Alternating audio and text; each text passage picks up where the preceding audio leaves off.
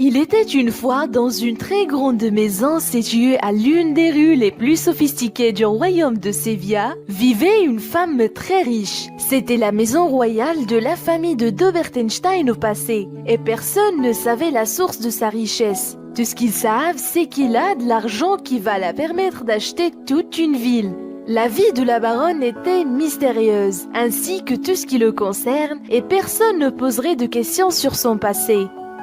La baronne avait une servante nommée Mélanie. Il était assez belle et travaillait sérieusement. Il rêvait toujours d'avoir sa propre maison et un mari riche afin qu'il puisse vivre à l'aise.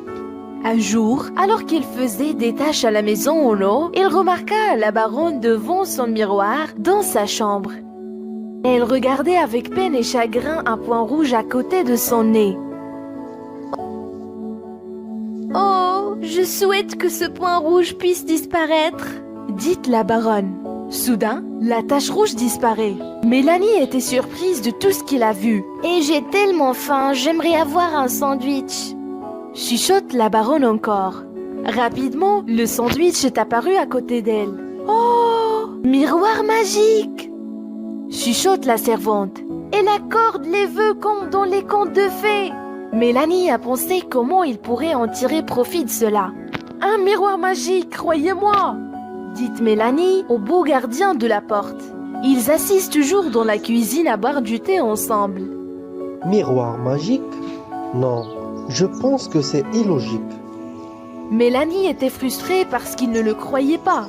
« Non, je dis que la vérité. J'ai tout vu avec mes yeux et il souhaitait que le point rouge puisse disparaître et il disparut vraiment. Et il souhaitait un sandwich et il l'a eu. » Le gardien de la porte, Julien, doutait toujours. « T'es sûr que le sandwich n'était pas là avant?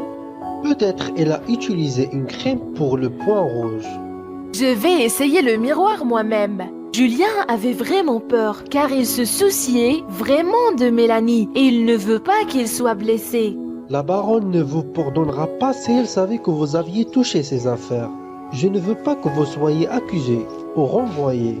Dit Julien timidement. Oui, il sourit et dit « Donc je vais attendre qu'elle sorte la prochaine fois. » Après 3 jours, la baronne avait besoin de nouveaux gants, donc elle a été forcée de sortir. Après sa sortie, Mélanie se dépêcha et se faufila dans sa chambre et alla directement vers le miroir et leva la tête vers le miroir et dit « Commençons alors par quelque chose de facile. J'aimerais avoir un gâteau turc. » Il regarda la table et le gâteau turc apparut. Après, il souhaitait du jus d'orange. Il trouva du jus d'orange aussi sur la table. Après avoir mangé tous ces gâteaux et jus, il souhaitait quelque chose de grand. Je souhaite avoir l'une des plus grandes chambres dans la maison, dans le 3e étage par exemple. Après un jour de ce vœu, Mélanie rencontra la baronne quand elle lui donnait du thé. La baronne a dit « Mélanie, écoutez-moi, j'ai une suggestion pour vous. Que pensez-vous de déménager au 3e étage ? Il y a une chambre que nous ne l'utilisons souvent pas. Elle reste toujours vide. Que pensez-vous de déménager là-bas ?» Mélanie a gardé le silence. La baronne a compris que son silence veut dire qu'elle a accepté. « Alors va emballer tes affaires et allez directement au 3e étage. » Une semaine plus tard, la servante Mélanie a eu une autre opportunité. Elle entra à nouveau dans la chambre de la baronne et se met face au miroir. Cette fois, elle a décidé de demander quelque chose de beaucoup plus grand. Elle a demandé de l'argent, alors la baronne a augmenté son salaire. Aussi, il souhaitait être la plus jolie fille de la ville et elle se réveilla le lendemain et découvrait que ses cheveux devenaient plus doux et sa peau plus belle.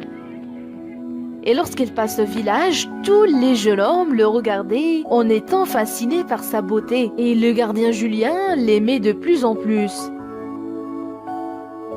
Il souhaitait avoir une maison indépendante pour vivre et la baronne a décidé de lui donner une maison en cadeau pour qu'elle habite là-bas. Il ne savait pas pourquoi il lui avait donné une maison chère en cadeau et il lui a dit à Mélanie qu'il ne savait pas pourquoi il se comporte avec elle de cette manière. Finalement, Mélanie a perdu l'esprit et elle souhaitait cette fois être une reine. Lorsqu'elle a déménagé dans sa nouvelle maison, elle s'est réveillée cette fois au son de la porte qui frappait. Il était alors environ 5 heures du matin. Quand il ouvrait la porte, il trouva le conseiller du roi Pierre en attente à côté de la porte et derrière lui les membres du conseil royal.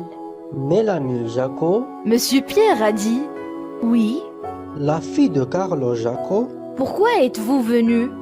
lorsqu'on a cherché dans l'archive du royaume, on a constaté que vous êtes la reine et non pas la reine Patricia. » Il s'inclina directement devant elle, puis il continue son explication. Je suis là pour vous accompagner au royaume.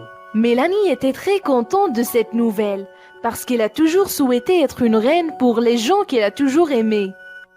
Vous devriez me donner le temps de changer mes vêtements d'abord. Pas besoin de ça. Nous allons prendre une calèche fermée. C'est bon, alors attends-moi, je vais porter mon manteau. La nouvelle reine portait son manteau et il est allé au palais. Après 3 jours, la baronne a rencontré la reine Mélanie. Votre grâce, permettez-moi de vous dire que ça me fait plaisir de vous féliciter pour votre nomination comme reine. Mélanie a répondu avec ombrage.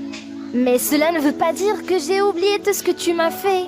Tu m'as humilié, tu m'appelais 24 heures le jour. La baronne était surprise et avait peur de ce que Mélanie avait dit, car la reine peut décapiter la tête de n'importe qui. Mais, votre grâce, je vous ai donné la chambre du 3e étage et une très belle maison à la forêt. Vous ne pouvez pas oublier ça. La baronne a continué son discours en disant « Votre grâce, pouvez-vous me pardonner? Je ne savais pas que vous étiez la reine. Je vous ai accueilli dans ma maison et tu étais une servante pauvre et humiliée dans la rue. Je ne savais pas que vous deviendrez une reine avec toute cette beauté. » Mélanie a murmuré « D'accord, je vais vous pardonner, mais à une condition.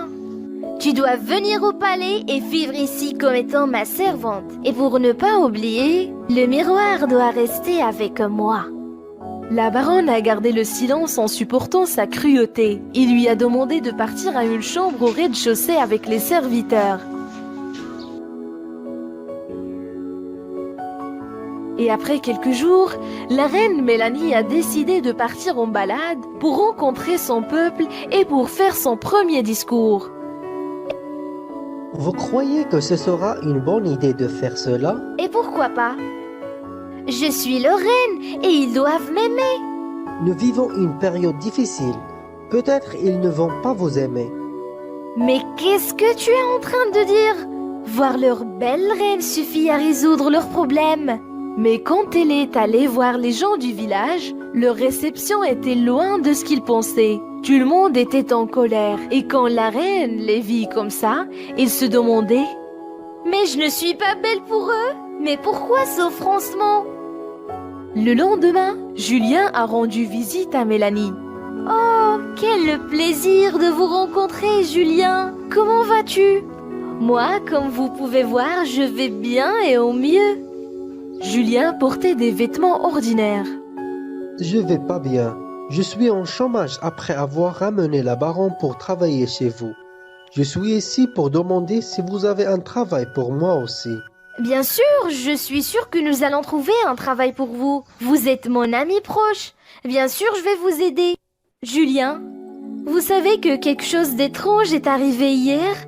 Je suis allée au village et j'ai trouvé tous les gens en colère. Pourquoi ils ont fait ça? Julien a relevé sa tête et commence à répondre. Nous vivons une période difficile.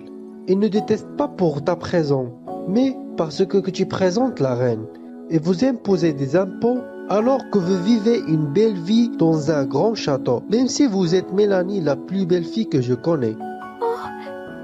Ils m'aiment vraiment? Après l'échange de compliments, Julien est parti. Il se dirigea rapidement vers sa chambre où le miroir magique. Il ne l'a pas utilisé depuis longtemps parce que tout ce qu'il voulait, il l'a trouvé dans le palais. Oh, je t'ai trop utilisé. Il dit ceci d'une voix forte. J'avais des vœux gourmandes et je ne veux plus être la reine. Je veux retourner à ma vérité, une servante avec un bon cœur, que le servant a aimé.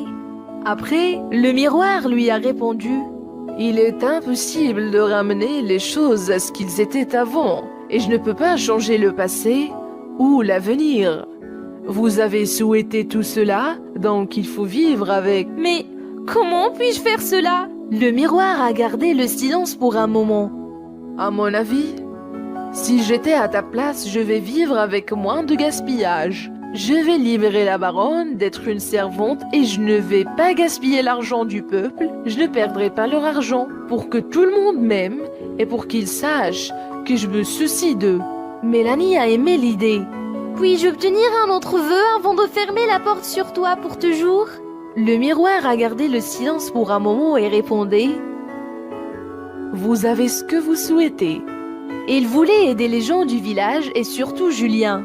Le miroir a répondu: cela vous pouvez le faire vous-même. Après, le miroir est parti pour toujours et Mélanie ferma ses portes. La première chose qu'elle a faite est d'envoyer les gardiens pour amener Julien.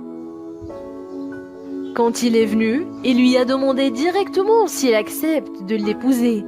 Julien a répondu: non. Mélanie le regarda choquée. Il ne s'attendait pas à cette réponse de sa part. Julien souriait et dit: Je plaisantais. Bien sûr, je vais vous épouser.